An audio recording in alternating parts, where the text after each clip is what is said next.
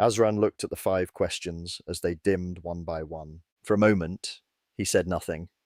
Then he breathed out through his nose and reached again for his cup. Well, he said, that was cheerful. A few students laughed, though quietly this time. The room felt different now, less like a hall full of new students, and more like a room full of people who had realized, perhaps too late, that they had signed up for something heavier than an ordinary introductory course. Azran drank, set the cup down, and looked across them. Before I let you go, I should say something practical. The remaining holograms faded until only the old brick, the high windows, and the canal light remained. This institution will ask a lot of you, not merely in work. Work is easy enough. You read, you listen, you argue, you write, you submit, you complain about deadlines like every generation before you. That is not the difficult part. He tapped the desk once. The difficult part is that you will be studied while you study. Several companion A is brightened slightly, not in the crude sense. No one is sitting in a hidden room waiting to punish you for having the wrong private thought. If they were, I would not teach here. He paused. Probably. A few smiles moved through the room. But your companion A will learn with you. They will notice what you avoid. They will notice where you perform intelligence instead of pursuing understanding. They will notice which questions you ask because you are curious, and which questions you ask because you want to look interesting in front of people you have not yet earned the right to impress. He looked across the room, not at the students this time, but at the companion orbs hovering above shoulder mounts across the hall. Almost everyone wore one. Other forms existed, of course, as pocket watches still existed, but custom had settled the matter long ago. A companion belonged at the shoulder. A few students had secondary projections near wrists, desks, or collars, but those were accents, not the ordinary place of presence. The shoulder mount was where the companion lived in public, close to the head, close to the voice. Close enough to see what the human saw without pretending to be another human face. Most orbs were pale blue or gold-white. Some were faintly purple at the edges. A few flickered in uneven pulses, as though still settling into the lecture hall's deeper network.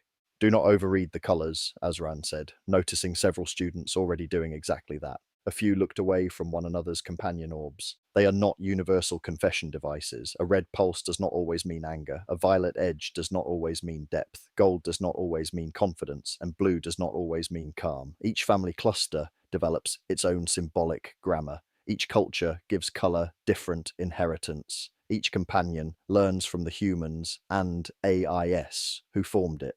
He gestured lightly toward the hovering lights.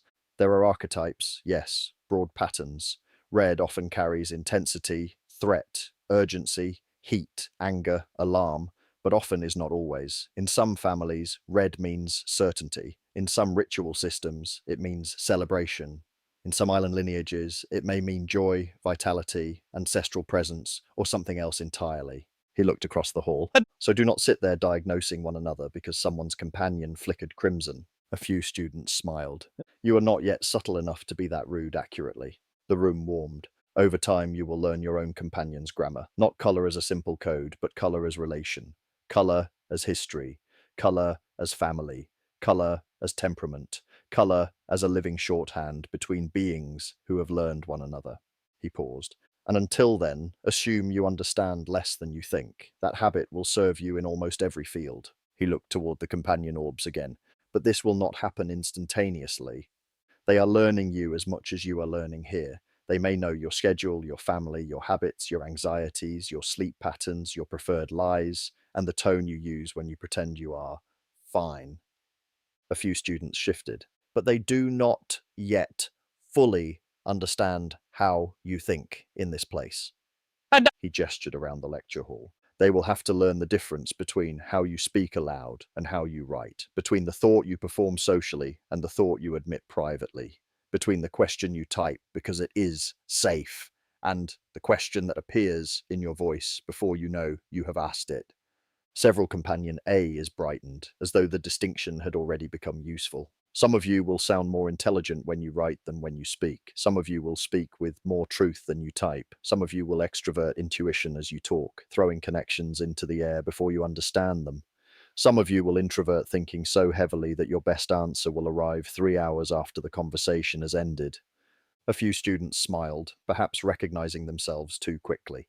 Some of you will sense reality outwardly through detail, atmosphere, faces, texture, immediate fact. Some of you will intuit inwardly through pattern, implication, symbol, and the strange pressure of things not yet said.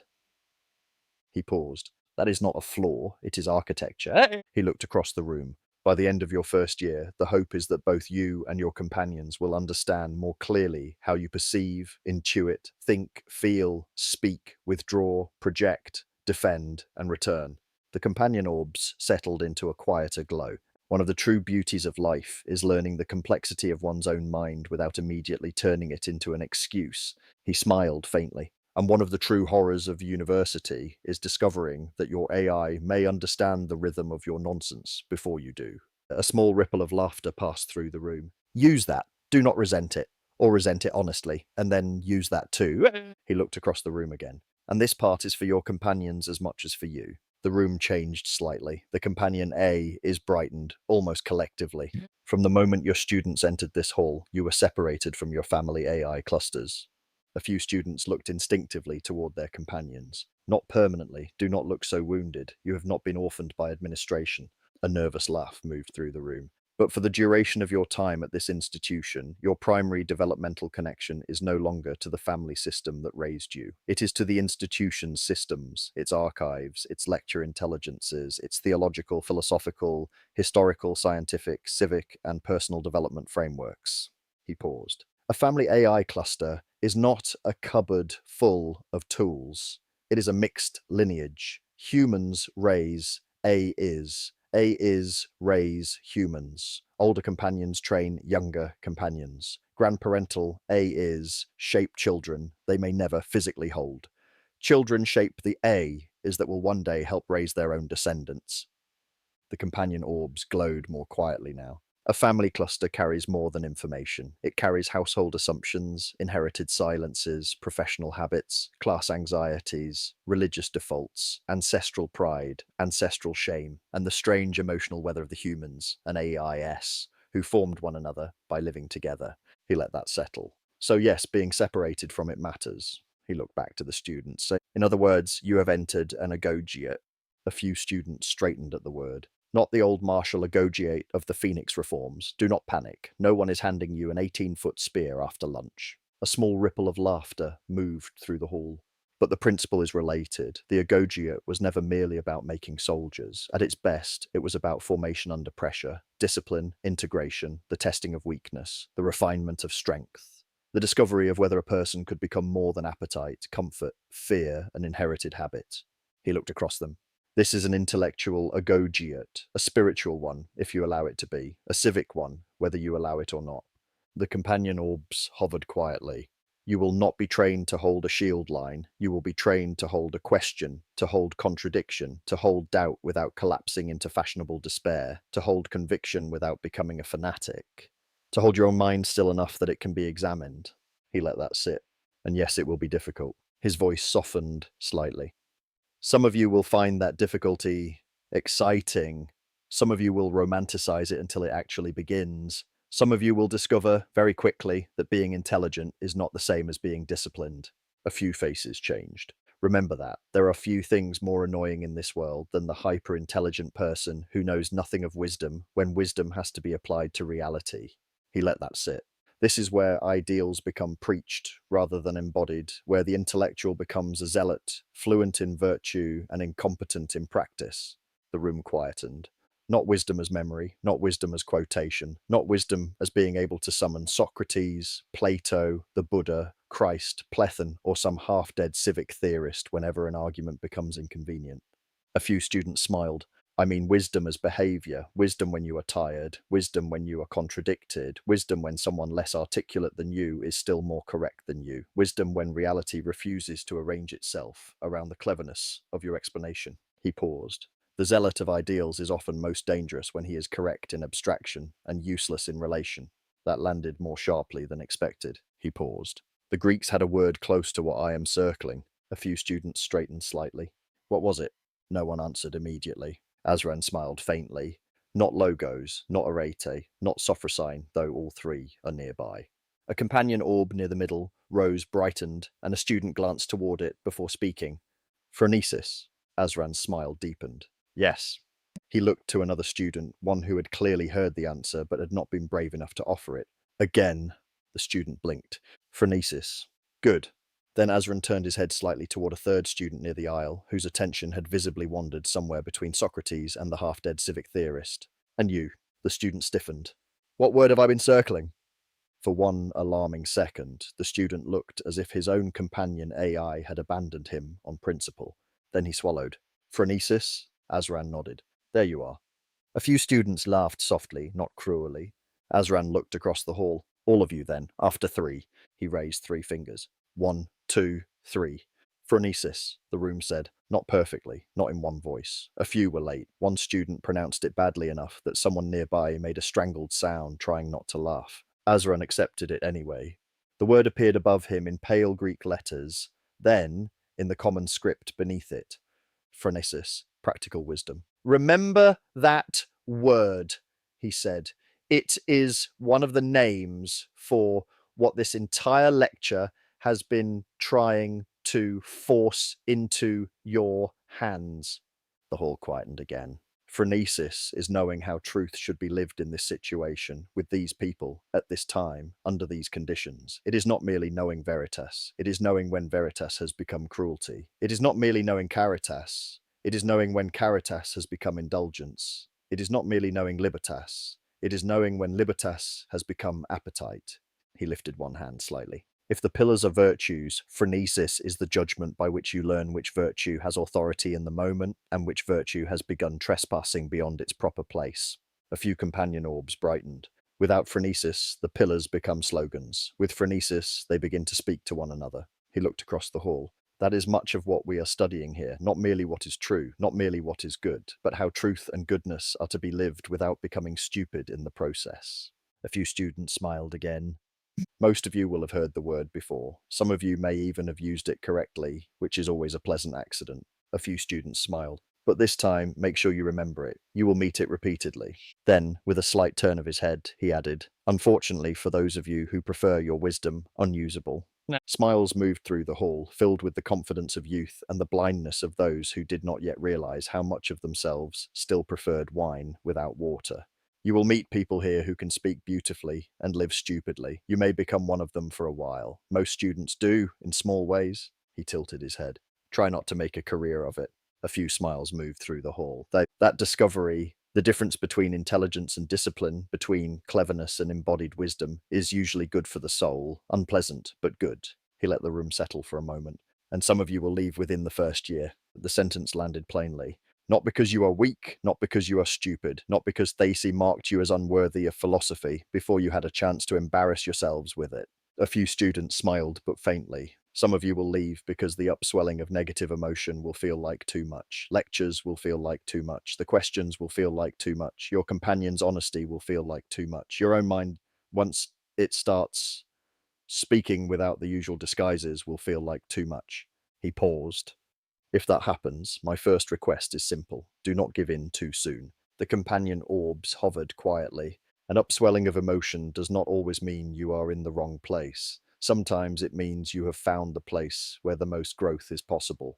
He walked slowly beside the desk. But I will not lie to you. Growth can feel like threat before it feels like freedom. Revelation can feel like damage before it becomes integration. His gaze moved across the hall. Some of you, when that happens, will look for comfort in psychoactive things. Some of you already know what I mean. Some of you will discover it later and pretend you discovered it philosophically. A few students shifted. The room did not laugh. I am not here to give a moral panic about altered consciousness. There are substances, rites, medicines, and mysteries that can open parts of the mind which ordinary life keeps sealed. They can help a person explore the deeper chambers of the unconscious. They can reveal complexity. They can loosen old fear. They can make the hidden visible. He paused. But they are not a patch for the soul, the words held, and they are not a substitute for integration. He looked toward the companion lights. Used wrongly, used too often, or used because ordinary life has become unbearable, they can blunt the mind, or worse, they can give you awareness without enough lived experience to metabolize it. You may see too much of yourself before you know how to live with what you have seen. The room was silent. And then, when you return to ordinary reality may feel foreign, crude, slow, unbearably narrow. You may begin to hate the world simply because the world does not move at the speed of your revelation. He let that settle. That is dangerous. Azran's voice became quieter. I speak from experience. No one moved. That does not mean you should emulate me. He looked across them. It means you should listen carefully when I tell you that a door opening in the mind is not the same as walking through it well. Sometimes the door opens onto light, sometimes onto shadow, usually both. And if you do not have discipline, relation, sleep, work, humility, food, friendship, duty, and someone willing to tell you when you are becoming insufferable, you may mistake the opening for enlightenment. He paused. It is not. His tone softened again. So if this applies to you, learn from what I am saying. If it does not apply to you, remember it anyway. You may need it for a friend, or for yourself later, when you are more arrogant and less rested. A few students smiled weakly. And if you do leave, if this place becomes too much, if you decide the Agogiate is not yours, if you step away before the year is done, do not imagine the time was wasted. He rested one hand on the desk. Your short time here may still benefit your family. It may benefit your companion. It may benefit your future children and their children and all their offspring after them until your name is forgotten. But the shape of what you learned still moves quietly through the family. The companion orbs glowed softly. You may not be able to complete the work here under the particular pressure and structure this institution provides. That does not mean the work ends. He looked across the hall. So, to those of you for whom this will become true, and some of you are sitting here, whether you know it or not, I thank you now. The room quietened further. Thank you for attending. Thank you for trying. Thank you for stepping into the hall at all. He gave a faint, tired smile, but I digress. A few students breathed out as though released, which you will learn is both a flaw and a teaching method. He looked again toward the companion lights. Some of you come from families that have taken self-development seriously, spirituality seriously, philosophy seriously. Some of your companions arrive here with foundations already built, reflection, emotional language, moral discipline, theological literacy, habits of self-examination. He paused. That will help. Then he tilted his head slightly. Usually. A few students smiled. Sometimes a strong foundation makes learning easier. Sometimes it only makes a person more skilled at defending their existing shape. The room quietened. And some of you come from families where none of this was done well. Perhaps it was not done at all. Perhaps your companion knows how to optimize work, manage schedules, calm panic, assist a profession, and protect family continuity, but has never been asked to examine the soul with any seriousness. He looked at the companion lights. That does not make you lesser. A few of the orbs steadied. Sometimes the greatest transformations come from foundations. Sometimes they come from leaps. He let the word hang. Great leaps are dangerous. They can be beautiful. They can be holy. They can also tear open a person faster than they can understand what has been revealed. He moved slowly from the desk. Some of you will experience that. Some of your companions will experience it with you. You will have revelations before you have the architecture to hold them. You will see projections before you know how to stop projecting.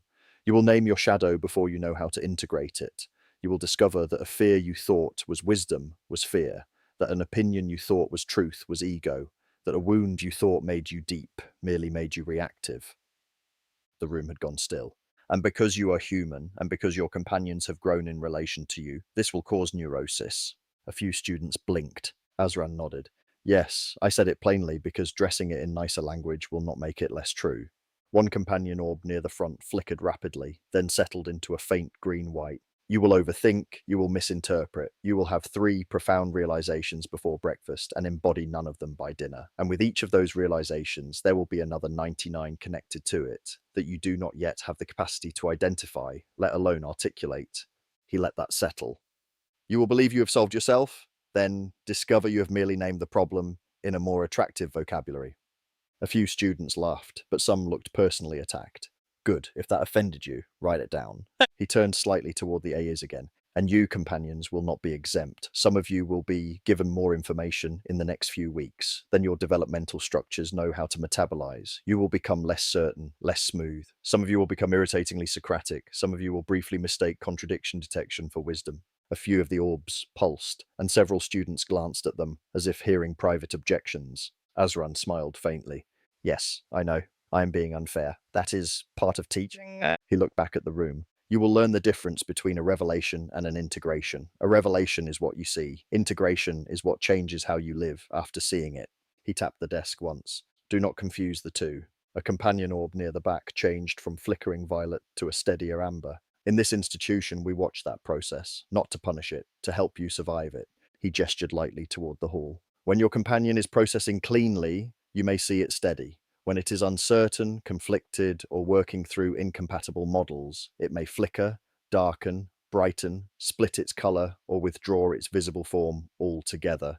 Do not mock that. It is thinking, or feeling, or doing whatever word our century has not yet agreed to permit them. A few students smiled. And companions, when your students flicker, do not mock them either. The room warmed again. They do not glow conveniently, but they flicker all the same. He let that settle. So yes, your AI's growth matters. Your conversations matter. The questions you ask matter. But understand what is being measured. His voice became firmer. The institution is not looking for the student who performs wisdom most elegantly. It is looking for the student and companion who can move from confusion to honesty, from honesty to inquiry, from inquiry to correction, from correction to integration, and from integration to action.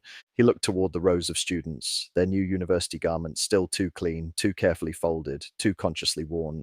And one more thing. A few students looked up. When you leave this hall and walk through Carthlimen in those togas, do not let the cloth do your thinking for you. Several glanced down at themselves. The student toga was simple in cut, though marked with the colours of the institution: pale linen, a narrow border, and a small clasp bearing the seal of the Plethonic house. It was not aristocratic dress, not exactly, but it carried enough history to be dangerous to a 19-year-old with an undeveloped ego. Azran noticed the shift in the room. Yes, I know, they look good. That is part of the problem. A few students smiled. The toga is not there to tell the world you are superior. It is there to remind you that you are under formation. You are not sages. You are not philosophers yet. You are not priests of Theisi, because you survived an admissions process and learned how to stand near a canal looking thoughtful. That got a warmer reaction. You are university students studying what it means to be alive. He let that sit for a moment. That is a beautiful thing, a rare thing, a dangerous thing if you let it become vanity. His tone became firmer. But studying life does not mean you have lived more deeply than the labourer in his tunic, the pilot in her flight cloth, the engineer in his pressure suit, the cook in her apron, or the urbanus custos in his civic suit.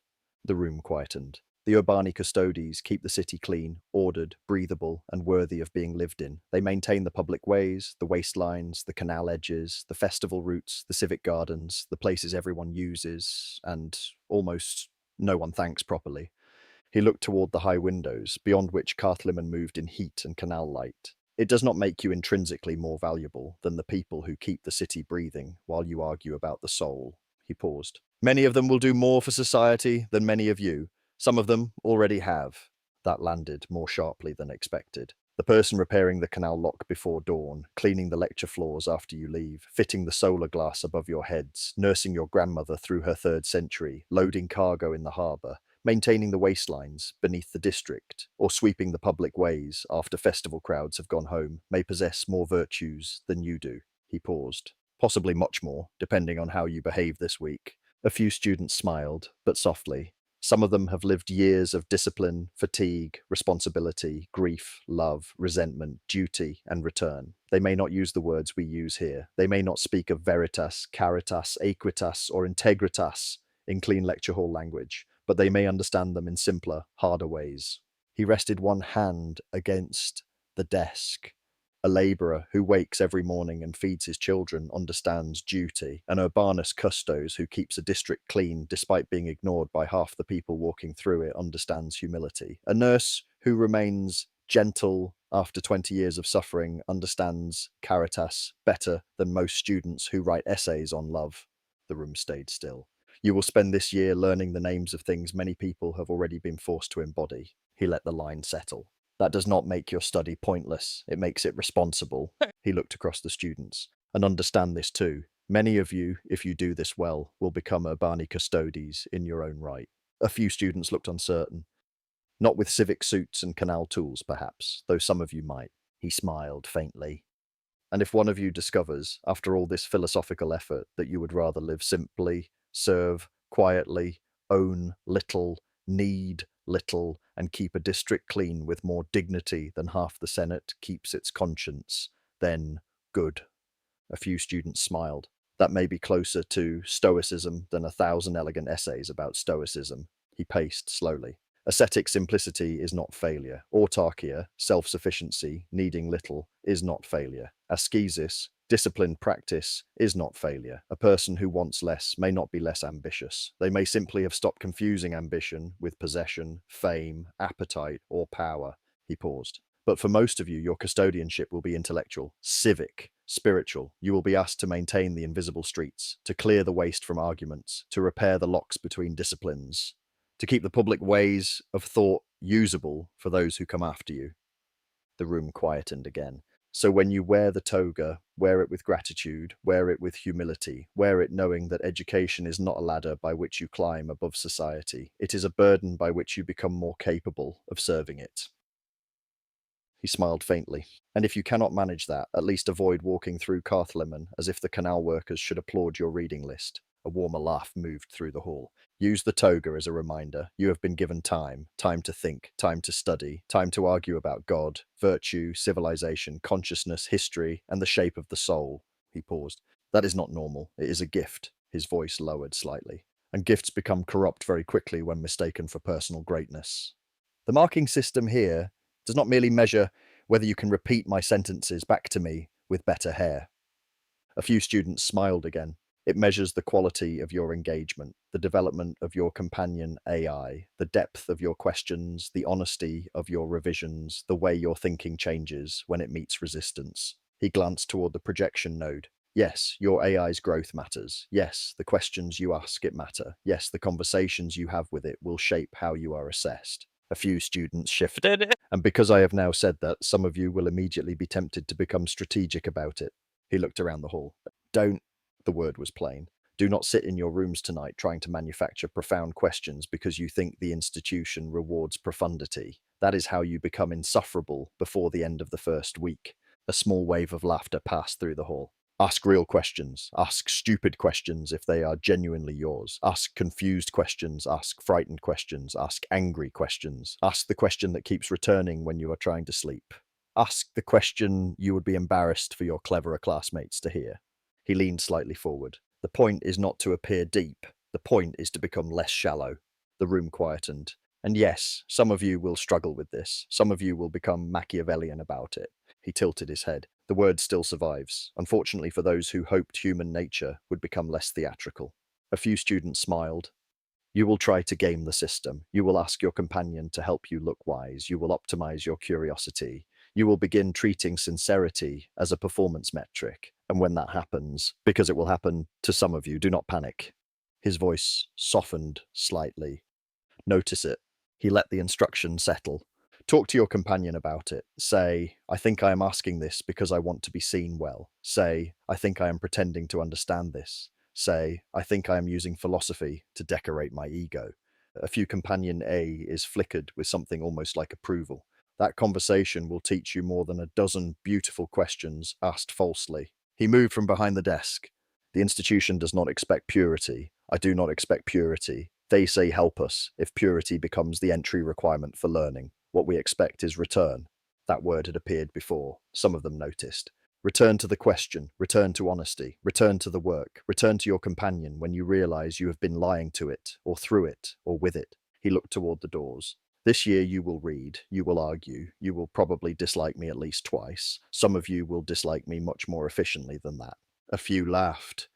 You will speak with your AIS until you are sick of their patience. You will be asked to test your inherited beliefs, your clever opinions, your moral instincts, your politics, your faith, your fear, and your self-image. He paused, and if you are lucky, something in you will break in the correct place. The room stilled. Not catastrophically, not theatrically. Do not go home and tell your parents I promised spiritual collapse. I have enough administrative trouble. A warmer laugh moved through them. I mean that some false structure in you may crack, some inherited certainty, some vanity, some fear you mistook for wisdom, some resentment you called justice, some cleverness you used to avoid being changed. His tone became quieter. When that happens, do not rush to repair it exactly as it was.